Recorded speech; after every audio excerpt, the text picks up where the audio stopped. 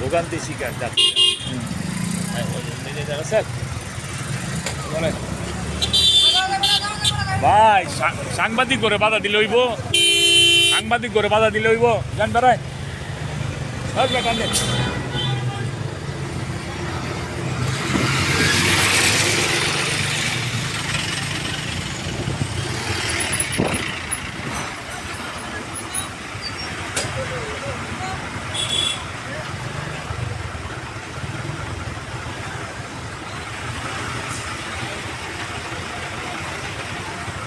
আমি আবার সামনে পোস্ট করবো।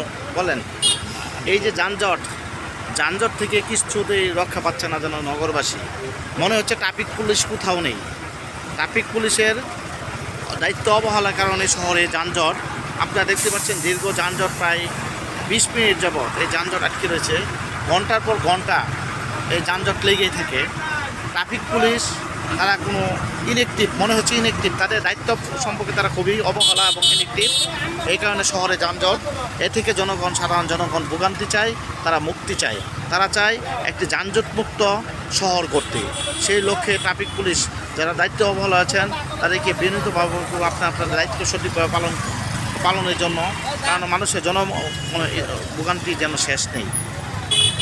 দেখেন ময়মনসিংহ শহরে যে যানজট, খুবই ভয়ানক অবস্থা। ঘন্টার পর ঘন্টা লেগে যাচ্ছে, ঘন্টার পর ঘন্টা। কোনো ট্রাফিক পুলিশের কোনো জোরালো কোনো পদক্ষেপ নেই।